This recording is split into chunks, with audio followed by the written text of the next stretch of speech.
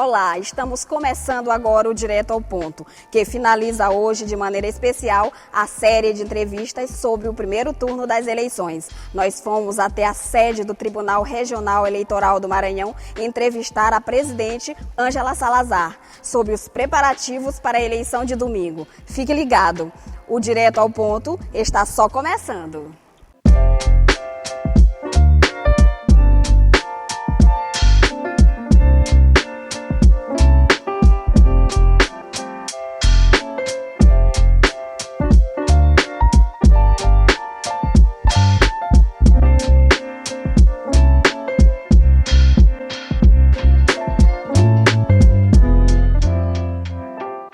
Desembargadora Ângela Salazar, muito obrigada por ter aceitado o convite da nossa produção e por ter nos recebido aqui, aberto as portas do TRE para a nossa produção. Eu que agradeço, para a gente é um prazer estar sempre essa parceria com a mídia, pode ser televisionada, escrita, mas a gente tem o prazer de conviver com a mídia brasileira e principalmente a maranhense. Então vamos direto ao ponto. Como é que o TRE do Maranhão se preparou para as eleições que vão acontecer agora domingo? Está tudo preparado? Está tudo preparado. Desde o ano passado que nós planejamos os atos, os serviços que iremos prestar no dia 2 de outubro ao eleitor e à eleitora maranhense, através de reuniões, de discussões, cumprindo as determinações do Tribunal Superior Eleitoral, porque o Tribunal Superior Eleitoral, ele edita um calendário e nós temos que cumprir todas aquelas determinações. E nós já chegamos à reta final, porque dia 2 será a festa cívica, né, a todo maranhense, a todo brasileiro, né, que terá a oportunidade de escolher os seus representantes. Como é que ficou planejado o esquema de segurança? A gente sabe que em 97 municípios haverá a presença da Força Nacional. Como é que ficou pensado esse esquema de segurança para as eleições deste ano? O Tribunal Regional Eleitoral, ele planeja todas as suas ações, principalmente em ano eleitoral. E o primeiro passo que nós fizemos foi oficiar os magistrados para saber da necessidade de trabalharem com a Força Nacional Federal. Isso em decorrência da pequena quantidade do nosso efetivo militar. Muita gente pergunta por que a Força Federal, 97 municípios, isso é praxe. Isso não foi uma solicitação para esta eleição. O TRE sempre trabalhou com a Força Federal. E em decorrência de por que trabalhar com a Força Federal? Em razão do pequeno efetivo disponível no nosso estado do Maranhão. E também considerando algumas situações, algumas intercorrências de outras eleições, por exemplo, com relação aos indígenas, aos quilombolas, porque a Força Federal é que tem que adentrar nesses territórios. Aí a gente chama para proteção e não para intimidação.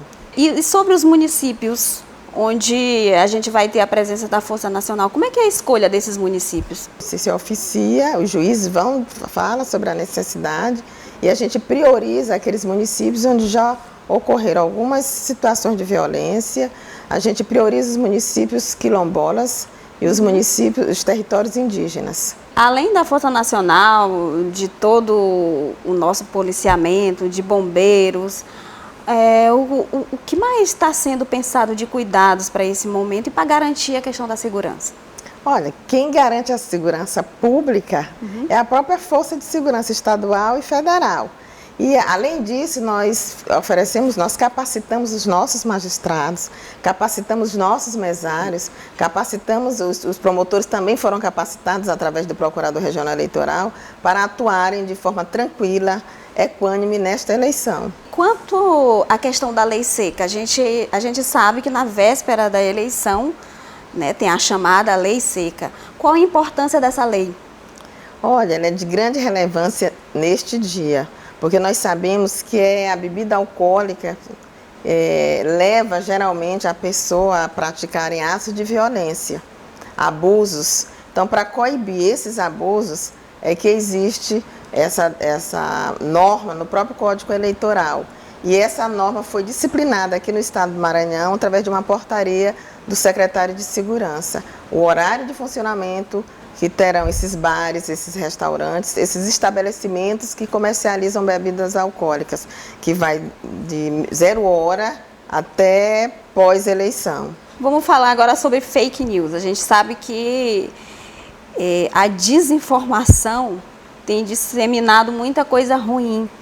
E o papel da Justiça Eleitoral tem sido assim, muito elogiado no combate às fake news. Como é que estão sendo esses esforços de combater a fake news, a desinformação? E também lhe pergunto se a desinformação ameaça a nossa democracia. Olha, a desinformação ela não é um fenômeno atual. Eu costumo dizer que a desinformação, ela desde quando o mundo foi criado, existe a desinformação. E para combater, ela está mais evidente nessas eleições. Então, para enfrentar e combater, nós criamos um comitê gestor que, em parceria com a Polícia Federal, com a ABIN, com o Ministério Público Federal, para inibir, porque nós não somos ingênuos de dizer que nós vamos terminar com a desinformação. Sim. Então, para inibir essas práticas nocivas à sociedade, essas práticas nocivas à democracia. Porque entendemos que a fake news e a desinformação ela tem um impacto muito grande na sociedade. Ela traz consequências no mundo econômico, no mundo do trabalho, traz consequências emocionais, psicológicas, porque são falsas informações que atingem as pessoas. Né? E nesse caso das eleições, atinge os candidatos, atinge os partidos políticos e atinge o próprio eleitor e a eleitora maranhense e brasileira. Como é que esse tema está sendo tratado com o TSE, num conjunto de esforços para combater isso? Olha, nós temos alguns aplicativos, um é o Fato e Boato, que quando se emite uma notícia falsa, você pode ir no nosso site do TRE ou no próprio site do TSE e procura informação no aplicativo Fato e Boato. E ali você vai dirimir vai desnudar a desinformação. E denúncias? Tem canais de denúncias também para coibir as fake news? Tem o Pardal, quando se trata de propagandas eleitorais, né, irregularidades em propagandas eleitorais ou fake news, você pode utilizar o aplicativo Pardal, você pode ligar para a ouvidoria do próprio TRE ou do próprio TSE, e que quando se trata de TSE, eles encaminham essas fake news para que nós possamos investigar, junto com a Polícia Federal, os órgãos de controle. Já que a gente está falando aí de tecnologia, eu vou lhe perguntar também sobre os aplicativos e as ferramentas que o TRE, a Justiça Eleitoral como um todo, está disponibilizando para os eleitores nestas eleições. Olha, é só clicar a página do Tribunal Regional Eleitoral, lá tem vários aplicativos de denúncia, tem aplicativos para você saber como está a sua situação eleitoral, tem aplicativos para baixar o e-título, né, que você pode utilizar. Um dos mais importantes, né? O do e-título que você pode utilizar, saber sua situação eleitoral. E você pode também usar o 0800, que também está disponível. A nossa ouvidoria são instrumentos, ferramentas que você pode utilizar para denunciar, então para tirar dúvida, então para receber alguma informação. Qual a importância desses aplicativos hoje para os eleitores?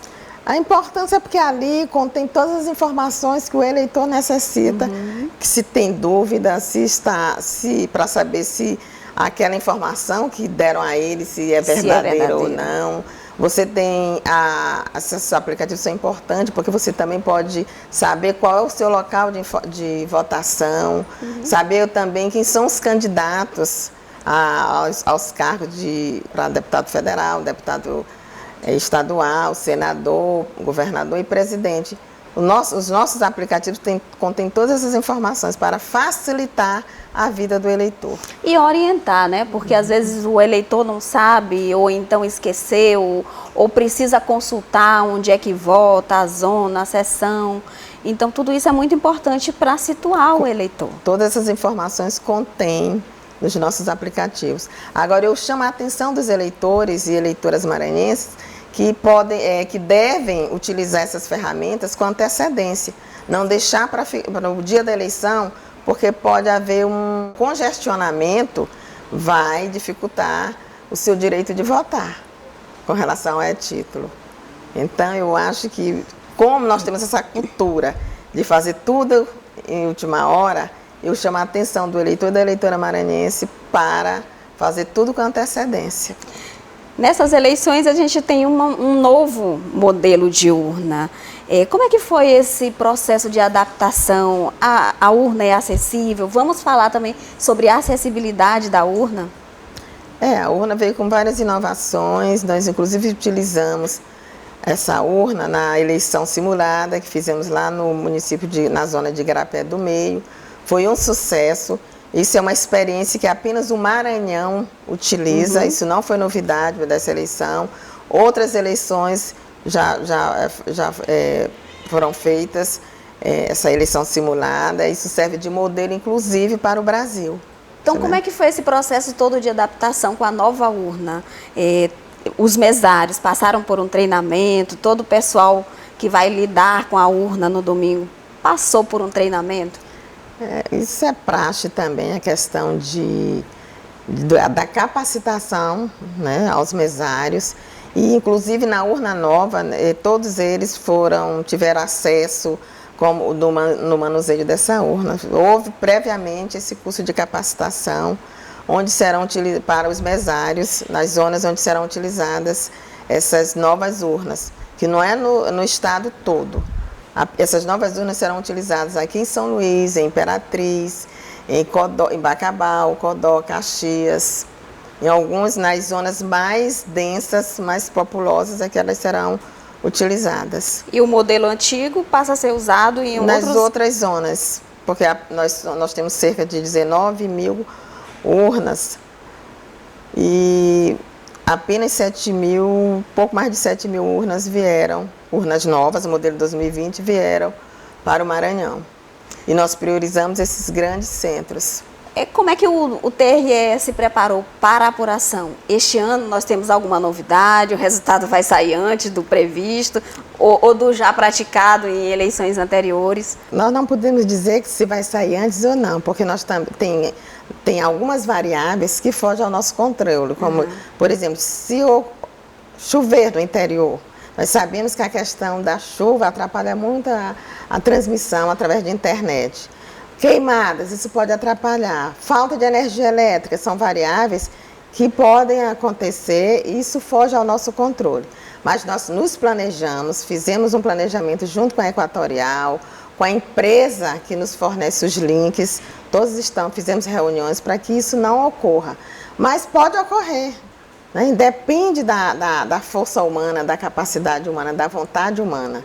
Mas nós também temos o nosso plano B, né, se acontecer essas intercorrências. A previsão, eu acho que até às 20 horas nós teremos um resultado totalizado, porque quem faz essa totalização não é o Tribunal Regional Eleitoral. A totalização, quem faz é o TSE. Nós apenas transmitimos esses dados, né, através dos nossos técnicos, que são capacitados para isso, ao TRE. A novidade também é que a eleição começa mais cedo, né? Sim. Às 7 horas, esse horário é para todo o território nacional. O Acre, que tinha um horário diferenciado, mas ele vai se adaptar ao horário de Brasília. A gente sabe que no final de cada apuração das eleições, a gente tem exemplos das eleições anteriores, alguns candidatos reclamam, acham que não foi apurado certo, que tinha voto ali, que tinha voto aqui. O que a gente pode dizer, como é que a senhora avalia a segurança desse processo de apuração e de urna e de votação mesmo? Olha, isso é mais a especulação, essa questão de duvidar, de questionar o manuseio da urna, o uso da urna eletrônica. A urna ela é auditável, se convida todos os partidos políticos, advogados, outras entidades fiscalizadoras, para estarem presentes no dia da audiência de geração de mídia, no dia da audiência de lacre de urna. Isso é público, esses atos são públicos e participativos. E, como eu te falei, é especulação. Se a urna não retratasse a vontade do eleitor, a manifesta vontade do eleitor livre e consciente, já não teria mais uso. E até o presente momento, desde a sua criação, ninguém ainda comprovou que há fraude através da urna eletrônica. Inclusive, a nossa urna tem 25 anos, né? Pois então, é muito tempo aí de garantia e de segurança para a gente ver que realmente... E a toda eleição, a cada eleição, ela é aperfeiçoada tecnicamente. Então, não tem como dizer que a urna eletrônica é passível de fraude. Isso é apenas fake news. A famosa fake news. Exatamente. Agora, desembargadora, a gente teve, para as eleições deste ano, a gente tem aí um número maior de eleitores votantes da classe jovem. A que se deve isso? A gente acompanhou que a Justiça Eleitoral inovou em campanhas, em redes sociais. E isso é uma forma de estimular, foi uma forma de estimular esse público também a se cadastrar para participar das eleições? As campanhas eleitorais, né, feitas pelo Tribunal Superior Eleitoral, pelos tribunais regionais eleitorais, em muito contribuíram para a conscientização do eleitor jovem, né? A gente coloca que o eleitor jovem, a participação dele é de fundamental importância, porque ele é que tem que escolher o seu futuro, né? Ele é responsável também pela escolha dos seus representantes, porque são os seus representantes que irão elaborar, implementar as políticas públicas, né, na saúde, na educação, no lazer, políticas públicas de moradia ao eleitor. E nada melhor do que o próprio eleitor jovem, né, começar a participar do seu futuro. Então, se deve a campanhas de conscientização, sim, tanto do Tribunal Superior Eleitoral, como também dos tribunais regionais eleitorais. Eu vi que vocês também procuraram até os influencers, né, para dar uma mão, dar uma ajudada, e a campanha realmente teve sucesso. Porque a gente vê pelos números, né, aumentou bastante, foi um número considerável. E também a gente tem que conscientizar o jovem de exercer a sua cidadania, né? Porque a cidadania começa a partir daí. O direito de votar livremente e conscientemente na escolha dos seus representantes. Então, foi uma festa. Eles foram incentivados, viram da importância da sua participação no sustento da democracia brasileira, a sua participação nessa festa cívica, de forma voluntária, porque a campanha foi só para incentivar, para conscientizar que ele pode mudar o seu país, ele pode mudar o seu estado, ele pode mudar a sua cidade, através do voto livre e consciente. A gente vê até os idosos também incentivando os jovens, né? Porque quando um idoso vai livre e espontaneamente votar, ele também estimula seus netos, né? Então, já tem experiência, já, né? Tem uma cadeia muito interessante. A responsabilidade que o idoso tem de repassar essa importância da participação do jovem nesse processo democrático do país. Agora vamos falar do dia D da votação. Domingo, né? Vamos reforçar quais são as orientações que o TRE dá tanto para os candidatos quanto para os eleitores. A orientação que nós costumamos dar aos eleitores é que ele deve ir livremente, sem nenhuma coação, sem nenhum medo, até as sessões eleitorais e escolher livremente o seu representante a nível de governador, de presidente da República, deputado federal, deputado estadual. Eles é que têm que escolherem. Eles, os eleitores, é que são responsáveis, é que são os protagonistas dessa festa cívica. É que decidem o futuro, né? Com relação aos candidatos, é que tenham consciência, não vão viciar o processo eleitoral com compras de votos, com coação, é que deixem o eleitor livremente escolher quem ele acha que deve representá-lo na esfera federal e na esfera estadual. As suas considerações finais, desembargadora? As minhas considerações finais é que, convocando o eleitor e a eleitora maranhense a comparecerem no dia da eleição, dia 2, livremente, sem medo. Se tiver alguma coação, se for coagido, eles devem utilizar todos os canais que a Justiça disponibiliza no seu site para denunciar. Ele deve livremente exercer o seu direito de votar. Desembargadora, muito obrigada por ter nos recebido, por ter aberto o espaço aqui do TRE para a nossa produção e desejar um bom voto a todos. Com certeza, né? Que tenhamos eleições livres, seguras, transparentes e em paz.